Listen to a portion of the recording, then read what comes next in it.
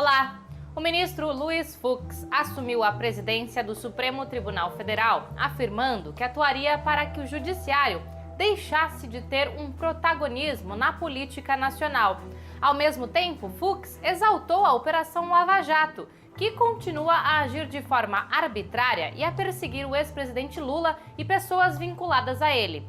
Nossa reportagem mostra os interesses políticos das novas fases da operação. E na entrevista central, o jurista Lênio Streck analisa como foi o papel do ministro Dias Toffoli como presidente do Supremo.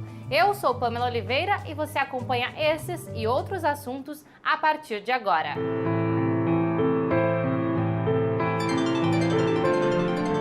Central do Brasil.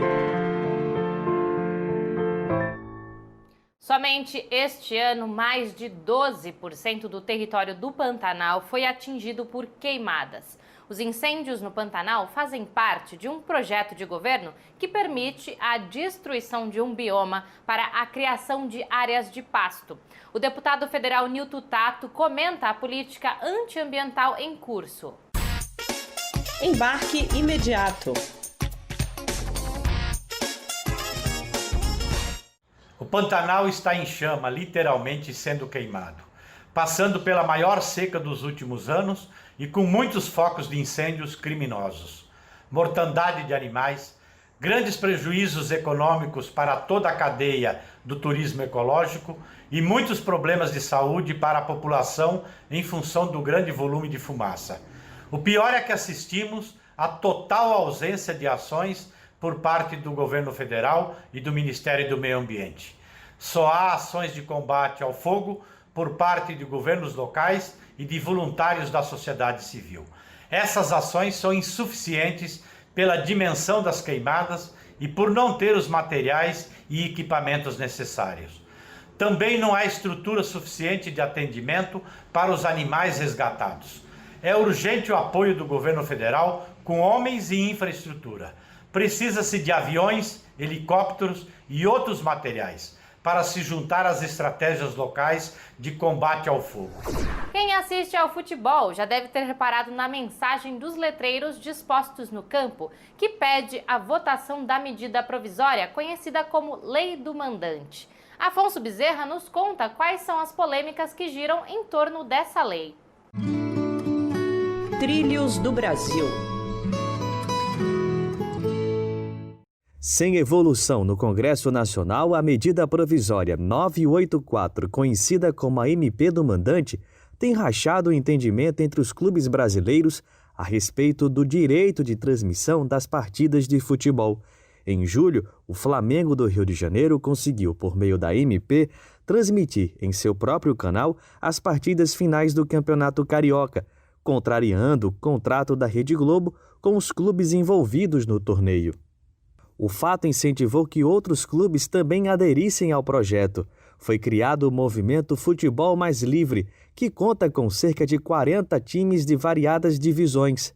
Eles acreditam que com a MP haverá mais liberdade para os clubes e ampliará o direito do torcedor a acompanhar os jogos. Uma leitura similar à do presidente do clube amazonense Manaus Futebol Clube, Luiz Mitoso. Logicamente que nesse pacote, quando se fala do todo, do plural, é logicamente que clubes têm graduação, uns mais, outros menos. Tanto é que a própria competição nacional, nós temos Série A, B, C, D. Isso faz com que você saiba diferenciar aqueles que têm maiores pontuados, melhores condições, clubes de massa, e cada um tem o seu valor. O tema não é pacífico. Mesmo quem defende a democratização da comunicação no futebol acredita que a MP não mudará radicalmente o cenário. O pesquisador Emanuel Leite Júnior explica que a MP promove um novo modelo concentrado e que há uma motivação política, capitaneada pelo presidente Bolsonaro, de confrontar exclusivamente a Rede Globo. Na verdade, ele não está preocupado com os clubes de futebol brasileiros, não está preocupado com a democratização do acesso à comunicação, não está preocupado com a democratização do acesso do torcedor a ver jogos de futebol na televisão. Ele não está preocupado com nada disso, né? O interesse por trás disso é afetar a Globo de alguma maneira. A parada Cultural de hoje traz indicação de música latino-americana que nasce da cultura popular. Vamos conferir. Parada Cultural. Eu sou um amante da música latino-americana e em particular, esse disco, Pássaro Poeta, completando seus 5 anos, é decididamente, de longe, um dos meus favoritos. Eu tenho levado ele de presente em tudo que é lugar do mundo que eu vou para companheiros que realmente tenho apreciado ele exatamente como ele precisa e merece ser apreciado.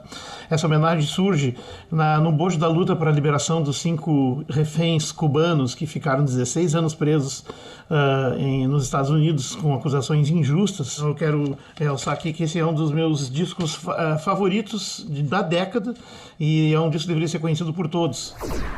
Com Luiz Fux na presidência do Supremo Tribunal Federal, a máxima da Lava Jato, "In Fux We Trust", ganha força. Um dia antes da solenidade de posse do ministro, a Lava Jato realizou uma operação contra escritórios de advocacia que estariam envolvidos em um suposto esquema de tráfico de influência. Camila Piacese tem mais informações. Nacional. A Constituição Federal garante a inviolabilidade dos escritórios de advocacia e o sigilo dos advogados, mas a democracia não foi respeitada com o advogado do ex-presidente Lula, Cristiano Zanin, que teve o seu local de trabalho alvo de mandado de busca e apreensão, obtido de forma arbitrária pelo juiz da Lava Jato no Rio de Janeiro, Marcelo Bretas. A prática também foi desnecessária porque o advogado apresentou notas fiscais dos anos de serviços prestados ao Sistema S, que é a FEComércio, SESC e SENAC. Essa é a opinião do advogado e membro da Associação Brasileira Juristas pela Democracia, Marco Aurélio de Carvalho. Ele acredita que o objetivo da justiça brasileira é desviar o bacharel do foco, que é defender o Lula. Em especial nesse momento em que a gente está próximo de um julgamento que pode mudar os rumos do país. Se eventualmente o ex-juiz Sérgio Moro for julgado parcial, os processos em relação ao ex-presidente Lula serão anulados e ele poderá ter a seu favor e a favor, enfim, do povo brasileiro a devolução dos seus direitos políticos. Isso vai mudar bastante o cenário. 2 dias depois do episódio com Zanin, Lula é denunciado mais uma vez na Operação Lava Jato, dessa vez acusado com o ex-ministro Antônio Palocci e o presidente do Instituto Lula, Paulo Okamoto, de receber propina disfarçada de doação do grupo Odebrecht para o Instituto do ex-presidente. Para o professor da Faculdade de Direito da Universidade de Brasília, Marcelo Neves, os 2 episódios têm todas as características do lawfare, que é a utilização do judiciário para beneficiar alguns políticos. A Lava Jato tem claramente essa qualificação, apesar de todas as falhas processuais praticadas por Moro, pelos procuradores de Curitiba, que foi claramente aberta ao público pelo Intercept Brasil, apesar disso, eles insistem em praticar algo que não tem fundamento legal. Antes de Luiz Fux assumir a presidência do STF, Dias Toffoli chegou a impor freios à operação que era encabeçada pelo ex-juiz Sérgio Moro e por Deltan Dallagnol, mas também atuou sob um perfil conciliador com o bolsonarismo. Jonatas Campos falou sobre a gestão de Toffoli com o advogado e membro da Comissão Nacional de Estudos Constitucionais do Conselho Federal da OAB, Lênio Streck. Entrevista Central.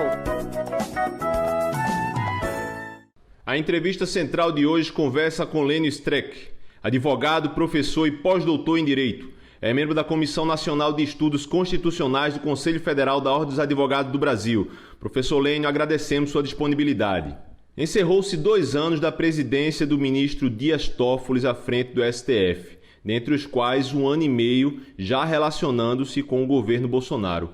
Gostaríamos de lhe perguntar ao senhor quais os fatos mais relevantes dessa gestão. Acho que houve fatos importantes. Veja que o ministro Toffoli pegou no meio do caminho as ADCs, né, que não estavam sendo pautadas pela ministra Carmen Lúcia, e elas acabaram sendo pautadas no ano passado. Nós fomos vitoriosos e restauramos a questão da presunção da inocência. Professor, o senhor pode nos explicar de uma maneira sucinta, se for possível, o que significa essas ADCs, que o senhor citou aí como importantes na gestão do Toffoli? Em março de 2016, houve uma mudança na jurisprudência do Supremo, né? O habeas corpus 126.292 virou a jurisprudência e passaram a prender pessoas sem que se respeitasse o direito de recorrer em liberdade. Aí a OAB, eu fui um dos subscritores, né, a ADC 44, houve 3 ações declaratórias de constitucionalidade, a 43, a 44 da OAB e a 54. E com elas nós buscamos a medida liminar, perdemos por 5-4, é bom lembrar aí o voto da ministra Rosa Weber, aquela confusão do colegiado, etc., e que fez com que nós perdemos naquele momento. E depois, quase 3 anos depois, aí postado pelo ministro Toffoli, nós ganhamos por 6-5, e com isso retornou o direito das pessoas recorrerem, tendo os requisitos, em liberdade aos processos. Tanto é que o ex-presidente Lula foi beneficiado diretamente por essa ADC. Agora, quando nós entramos, o ex-presidente não era nem indiciado ainda, só para também dizer que nós não fizemos a ação por causa do ex-presidente Lula. Professor, voltando ao balanço sobre a gestão do Dias Toffoli, o senhor achou necessária a atitude dele de abrir o inquérito sobre as fake news? Sem dúvida. Porque quem deveria ter feito isso na estrutura, né, é sempre difícil para as pessoas que estão fora do direito entenderem isso. Na estrutura, na ossatura do sistema jurídico, a última palavra para esses casos, e também a primeira palavra, é do Procurador-Geral da República. Se você olhar essa questão de fora, vai achar estranho o próprio Supremo fazer a abertura, mas o Supremo está autorizado por um dispositivo do seu regimento interno, mas esse dispositivo do regimento interno é só usado quando o Procurador-Geral da República nada faz. A Raquel Dodge, eu mesmo escrevi várias vezes, dizendo que ela devia tomar providência, a Raquel Dodge não tomou providências. Isso fez com que o Supremo, acuado, ele tinha que se defender. Ainda sobre esse assunto de ataques ao Supremo, a gente tem que lembrar que o presidente Bolsonaro, nesse 1 ano e meio de governo, participou inclusive de manifestações contrárias que pediam o fechamento do Supremo, né? Então, o ministro Dias Toffoli chegou a falar que o STF é um poder conciliador e propôs até um pacto com o presidente, publicamente. O senhor achou correta essa atitude do presidente Toffoli? Aí tá, né? Eu fiz um balanço dizendo que tem um balanço positivo, mas houve uma série de problemas de recuos, né? de conciliações que não condizem com o poder do presidente Supremo. Nesse caso, especificamente, acho que a reação devia ter sido mais forte. Por exemplo, também, acho que era na gestão anterior, da Carmen Lúcia, quando o general, não sei se é o Vilas Boas ou qual é o general, que ameaçou, se caso fosse dado o habeas corpus para Lula, lembram disso? Ali o Supremo também não deu a resposta correta. Nesta quinta-feira, 16 de setembro, 50 entidades representativas da educação e da ciência, junto a frentes parlamentares pluripartidárias, se reúnem para realizar o ato virtual em defesa de um orçamento justo para a educação. A ação visa forçar a revisão do orçamento previsto para 2021, que deve retirar mais cerca de 2 bilhões de reais da educação nacional. O ato será a partir das 6 horas da tarde. Para saber mais, acesse o site cnte.org.br. A Central do Brasil termina aqui. Voltamos amanhã. Até!